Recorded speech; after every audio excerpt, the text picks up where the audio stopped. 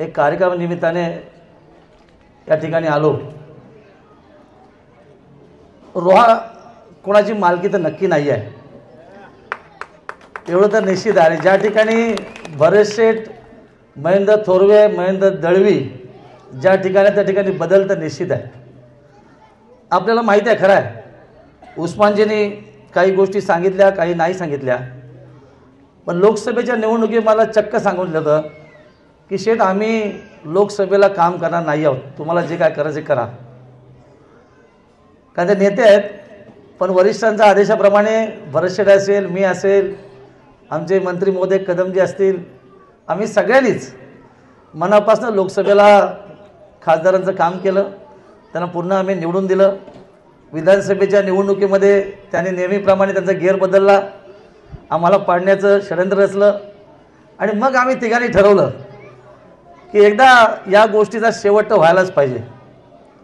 आणि वरिष्ठांची परवानगी घेऊन, कारण त्यांच्या आदेशाने आम्ही त्यांना योगदान दिलं होतं, पण आम्ही त्यांना सांगितलं की आता साहेब ह्या गोष्टीला तर माफी अजिबात नाही आहे। याचं कारण असं आहे की इथले जे नेते आहेत त्यांनी अनेक वेळा अनेकांना फसवले, आपल्या सगळ्यांना माहिती आहे। म्हणजे मला तर 3 वेळा फसवलं आहे, आमच्या रवी शेठनं 2 वेळा फसवले, भरत शेठला म्हटलं 2दा की 1दा फसवलं आहे। पण फसवणे हा त्यांचा धंदा निश्चित आहे। मला माहीत आहे इथे सभा होणं खूप कठीण आहे, कारण ताई भाई साहेब लगेच तुम्हाला फोन करणार मत जाओ इस कार्यक्रम में, कारण त्यांचा कार्यक्रमच करायला आलो आहे, त्याच्यामुळे चिंता करू नका। या जिल्ह्याची जनता सुज्ञ आहे, त्यामुळे सगळ्यांनीच परिपूर्ण निर्णय घेतला आहे की येणाऱ्या नगरपालिका असतील, जिल्हा परिषद, पंचायत समिती निवडणुकीमध्ये आम्हाला हिशोब करायचा आहे। मगाशी पत्रकारांनी मुलाखती मला विचारलं की त्यांच्याकडनं असा प्रस्ताव येतो की या निवडणुकीत आम्ही हिसाब करणार आहोत, आम्ही तुमचा शेवटचा हिसाब करणार आहोत, त्याची काय चिंता करायची गरज नाही। कारण मुरुड शहरामध्ये अनेक आपले मुस्लिम बांधव आहेत, मला वाटतं इतिहासामध्ये पहिल्यांदा आपण ती नगरपालिका घेतली आणि माझी मुस्लिम भगिनी त्या ठिकाणी उपनगराध्यक्ष आपण केली होती। उस्मानजी आपण त्या निवडून होतात, हां दरोगे दिदीला आपण त्या दिवशी उपनगराध्यक्ष केली होती। एक तर निश्चित आहे की रोह्याचा पूर्व इतिहास मला तर निश्चित माहीत आहे, कारण बऱ्यापैकी मी अभ्यास करून या ठिकाणी आलेला आहे। मनोजजींनी सांगितलं की आत्तापर्यंतच्या इतिहासामध्ये 1992 नंतर, म्हणजे अर्थात लालताजी तुमच्या नंतर जे काय सगळे रिपोर्ट आहेत नगरपालिकेचे ते माझ्या जवळ नक्की आहेत। किती निधी कुठून आणला, कसा आणला, CSR किती आणला, तो एका कामावर किती वेळा टाकला, किती वेळा रोहेकांना फसवले, हे चित्र स्पष्ट आहे। आणि म्हणून रोह्याच्या प्रत्येक वॉर्डच्या जनतेने ठरवलं आहे की यावेळेला आपण चेहरा नक्की दाखवायचा आहे, पण मतदान द्यायचं नाही आहे, आणि घाबरायचा तर प्रश्नच येत नाही आहे, कारण शेवटी सगळे रस्ते अलिबागला येतात, तेव्हा त्या धाटणीचे पण आम्ही आहोत। कारण चुकीला तर माफी अजिबात नाही उस्मानजी, कारण तुमचाच आदेश आहे आणि ती झालेली माझी शेवटची चूक आहे। आणि आता भरतशेठ 4थ्यांदा आमदार होऊन आता मंत्री आहेत, मी 2ऱ्यांदा आमदार आहे, त्यामुळे ही काय कोणाची घराणेशाही नक्की नाही आहे। त्यामुळे रोहा बदलतोय। मला असं वाटतं नगरपालिकेच्या निवडणुकीच्या तारखा निश्चित झाल्यानंतर रोह्यामध्ये खूप बदल होणार आहे। जे आत्ता चेहरे इच्छुक आहेत ते बऱ्यापैकी पाठी येणार आहेत, त्याच्यामध्ये आम्ही नक्की वाट बघतोय, कारण आम्ही गेम प्लॅनर आहोत, राजकारणामध्ये अनेक युक्त्या लावणारी लोक आहोत।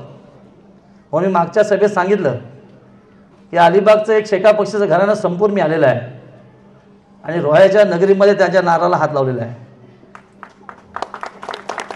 त्यामुळे आत्तापर्यंतचा इतिहास नक्की माहिती आहे। आता दादागिरी तर कोण घाबरत नाही, पण दादागिरी त्यांचं अंग नाही, आमचं अंग आहे खरं, पण आम्ही थोडं ते बंद केलं आहे। आम्ही जनमानसामध्ये राहून लोकांची सेवा करणारे लोक आहोत। गरीबाला उगाच अन्याय म्हणजे त्रास देणं ही आमची संस्कृती नाही आहे। मला मगाशी वाटतं इजाजने भाषण केलं ना, खूप अजीजने खूप छान केलं। खरं ते तरुणाई जेव्हा मला भेटली आणि त्यांनी इच्छा व्यक्त केली, खरं ते पूर्वीचे शिवसैनिक आहेत, कारण त्यांच्या तटकरे फॅमिलीच्या विरुद्ध उभे ढाकले ते लोक आहेत, पण स्पेस नव्हती, त्यांना जागा नव्हती, आता वर्षात आपल्यामुळे त्यांना एक चांगली जागा मिळाली, त्याच्यामध्ये एंट्री जर जोरदार झाली आहे. आणि खरं आहे की एखाद्या मौल्यामध्ये अशा पद्धतीची माझ्या इथे भगिनी पण आहेत, माताजी या ठिकाणी आहेत, किंवा सगळे ज्येष्ठ मंडळी आहेत, अशी एवढे कधी जमत नाही आहेत. म्हणजे मुरुडमध्ये नक्की जमतात. म्हणजे मुरुडमध्ये बघितलं मी की ह्याच्यापेक्षा 5 पट माझ्या समोर माझे मुस्लिम बंधू भगिनी किंवा माधव माझ्या ठिकाणी येतात. आणि खऱ्या अर्थाने मुरुडचा कायापलट करताना त्याच्यात सगळ्यात महत्त्वाची भूमिका माझ्या मुस्लिम बांधवांनी घेतलेली आहे. आणि म्हणून रोह्यामध्ये आजची सभा ही दिशादर्शक नक्की आहे. येणाऱ्या काळामध्ये हा मेसेज सगळ्या घराघरात निश्चित जाईल. एक तर बदल आपल्याला हवा आहे आणि नवं काहीतरी हवं आहे. त्यामुळे बदल केल्याशिवाय नवं मिळत नाही आहे. आणि मी जसं मुरुड शहरासाठी 330 कोटी रुपये दिलेत भरशेठ, मी रोह्याच्या जनतेला नक्की सांगेन की आत्तापर्यंत त्यांनी जे दिले नाही आहे त्याच्यापेक्षा 5 पट मी नक्की देणार. कारण नगरविकास खाता हे आमचा आहे, त्याच्या काय टेन्शन घ्यायची गरज नाही आहे. कोण मंत्री आहे, कोणाकडे काय खाता आहे, आम्हाला काही फरक पडत नाही आहे. कारण आम्ही शेवटी लढवई आहोत. आणि म्हणून रोह्यामधून सुरुवात करत असताना मध्यंतरी मी आल्यानंतर बघितलं की मार्केटमधून येत असताना रोह्याच्या जनतेचा चेहऱ्यावरचा भाव मी वाचलेला आहे. आणि मी चेहरा वाचणारा आमदार आहे, त्यामुळे मी फेस रीड करतो. चेहरा वाचणं मला नक्की जमतं. आणि बरेचसे त्या दिवशी मी येत असताना बघितलं, अनेक लोक हात करत होते, आशावादी होती की शेठ बदल करायला पाहिजे. आणि मला माहीत नाही, अतिशय सुंदर मनोजी आपण बॅनर तयार करून लावलात की रोह्यामध्ये बदल हवा आहे आणि होणार आहे. निश्चित त्याची आपण वाट बघतो आहे. मी रोह्याच्या जनतेला नक्की सांगेल की आतापर्यंत इतिहासामध्ये आपण सगळे गुण अवगुण बघितलेत, पण आता परिवर्तनाची लाट नक्की आली आहे. कारण ताई भाई साहेबांना थकले सगळे लोक, आणि हा इतिहास पुसला पाहिजे. खरं आहे, पिढी दर पिढी आता फुकट गेली आहे. आज आपण बघितलं 2-4 पिढ्यांचा आपण इतिहास बघितला तर आपल्या हातात काय नक्की नाही आहे. आज बघितलं आपण किती वर्ष सत्तेत राहून मग कधी मंत्री, कधी पालकमंत्री, नगरविकास मंत्री, हे सगळे पदं उपभोगली. पण रोह्यामध्ये इंटर झालं, आपल्याला कळतं की अजूनही रोहा 10 वर्ष नक्की पाठी आहे. आणि मग तो बदलायचा आपल्याला. त्या बदलासाठी तुमची मदत ह्या निवडणुकीमध्ये सगळ्यात महत्त्वाची आहे. एक संधी देऊन बघा आणि मग आम्हाला प्रश्न विचारा. आता येतील उद्यापासनं मौल्यामध्ये काही मान्यवर त्यांच्या लोकांना विचारतील कैसा हुआ बैठक, किसने लिया मीटिंग, चंद्र ठेवलीच ना. आता रोज रोह्यामध्ये बैठका सुरू होणार, कारण त्यांचं लक्ष आता रोह्याकडे लागलं आहे. एक तर निश्चित आहे, तुम्ही रोह्याकर, मी विनंतीपूर्वक सांगतो, ज्या दिवशी रोहा नगरपालिकेचा निकाल लागेल त्यावेळेला सफाया साफ होईल, काही थांबणार नाही आहे. कारण कायमस्वरूपी कोणाला काय दिलेलं नाही आहे. एकेकाळी अलिबागकर शेका पक्षावाले सगळे सांगायचे की आयुष्यभर आम्हीच, पण जनतेच्या आशीर्वादाने त्यांना असे हद्दपार केलेत, त्यांना इंटरेस्ट ठेवली नाही आहे. आणि म्हणून रोहेकरांना माझी मनापासून विनंती आहे, आपण सगळे मनातले द्वेष बाजूला ठेवा. मी पक्षही बोलणार नाही आहे. एका सगळ्यांनी एका छत्रीमध्ये एकत्र या, पण ही बॅग या हद्दीच्या पार घालवा. हे जर राहिले तर शेवटी तुम्हाला काही हातात मिळणार नाही आहे. आणि म्हणून मी बघितलं आता मयुरीताईंची एंट्री झाली महिला म्हणून, की आमच्या सगळ्याच माता भगिनी खूप छान काम करतात. युवा सेना आमची खूप छान आहे. किंबहुना काल जेव्हा मी याच्याशी बोललो हिच्याशी, तेव्हा सगळं मी त्याला विचारून घेतलं एकंदर काय मौल्याची परिस्थिती आहे. मग त्यांनी मला पूर्ण ट्रॅव्हलशी सांगितली. आता रोह्यामध्ये बदल होत असताना अनेक नेते वेट अँड वॉचमध्ये आहेत, कारण त्यांची जी खेळी आहे त्याच्यावरती आमची खेळी निश्चित आहे, तुम्ही काळजी करू नका. ते जे डाव टाकतील त्याच्यावरती एक डाव सरस नक्की टाकू, त्याच्यामध्ये कुठेही चिंता करायची आणि घाबरायचं कारण नाही आहे. कारण भरतशेठ आपले मंत्री आहेत आणि ज्या धाटणीने आम्ही शून्यातनं इथवरचा प्रवास आहे तो त्यांना देखील माहिती आहे. त्यामुळे कुठेही काही चिंता करायची गरज नाही आहे. रोह्याची जनता खरंच हुशार आहे. कारण एकंदर या सगळ्या उद्भवलेल्या परिस्थितीमध्ये प्रत्येक वॉर्डने जेव्हा मी अभ्यास केला, म्हणून जे आपल्या व्यतिरिक्त तेव्हा सगळ्या गोष्टीचं मी अवलोकन केलेलं आहे. मी स्पष्ट आज बोलणार निश्चित नाही आहे, कारण मला माहिती आहे उद्या ऑपरेशन 2 चालू होईल. इथे लगेच येतील आपल्याकडे ये कैसा हुआ, कौन आहे इसका सूत्रधार, हे सगळे चर्चा सुरू होईल. पण यालाही आम्ही कुठेही कळून देणार नाही, निश्चित नाही आहोत. आणि मला माहीत आहे या सगळ्या गोष्टीनंतर उद्यापासून ती सगळी मंडळी रोहामध्ये वस्तीला येणार, ती काय इकडनं रस्ता सोडणार नाही आहे. आणि म्हणून रोहाच्या सर्वांगीण विकासासाठी खऱ्या अर्थाने आपल्याला सगळ्यांना एकत्र येणं काळाची गरज आहे. आज आपण बघितले तर बऱ्यापैकी सगळ्या मोहल्ल्यांमध्ये शासनाचा निधी खूप चांगल्या पद्धतीने आपण वितरित केला, चांगली कामं झालीत. मनोजींनी सांगितलं मी 5 कोटी दिले, त्याच्यापैकी 1,32,00,000 रुपये या रस्त्यासाठी आपण दिले आहेत मोहल्ल्यासाठी. पण अनेक आज तुम्ही खरं जर आज मुरुडमध्ये जाऊन बघा, मुरुडची जी आपण दफनभूमी बनवली आहे, कब्रस्तान, ते आपण बघून या. मला वाटतं महाराष्ट्रातलं सगळ्यात बेस्ट गार्डन असतं ते आपण बनवलं आहे. म्हणजे 2.5 कोटी रुपये त्याला मी खर्च केला आहे. आज तुम्ही म्हणजे बघून या सगळ्या गोष्टींनी. का इतर कामाला देखील मोहल्ल्यामध्ये मी खूप निधी दिलेला कार्यरत आहे. हे बघा, शेवटी आपण सेक्युलर तर निश्चित आहोत, सगळ्यांना बरोबर घेणारे लोक आहोत. आता हे जे काय सांगतात यांची साथ सोबत कोणाबरोबर आहे तुम्हाला नक्की कळेल. मी इशारा तर नक्की सांगतो की जे आपले साहेब आहेत ते वेगळी वाट पकडणारे आहेत. बॅग भरलेली आहे, काळजी करू नका.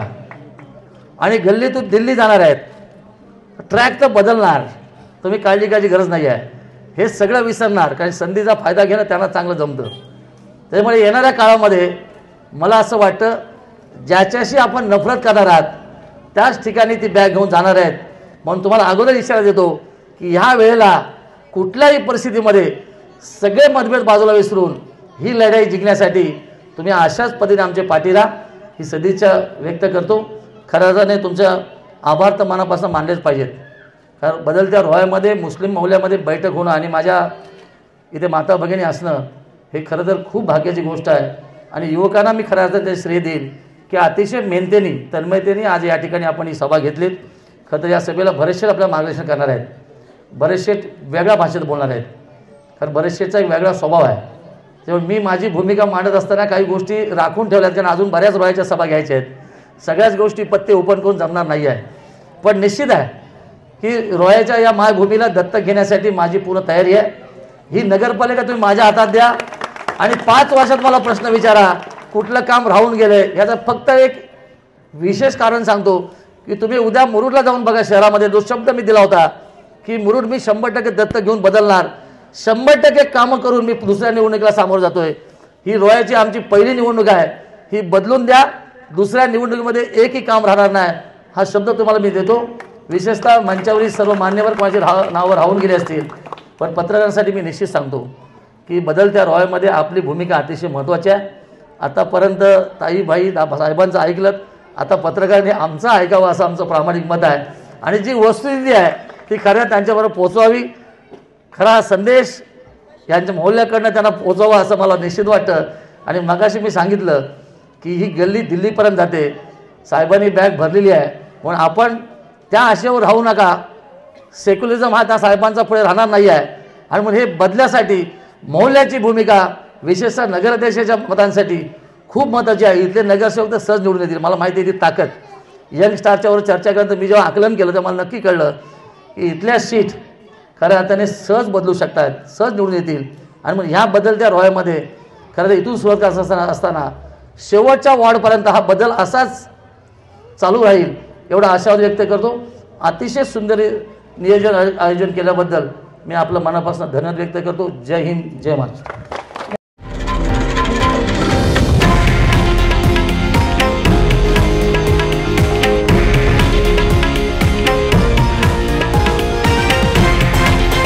हे आहे देशातील नंबर 1 न्यूज नेटवर्क आणि आपण पाहत आहात TV9 मराठी, एकमेव.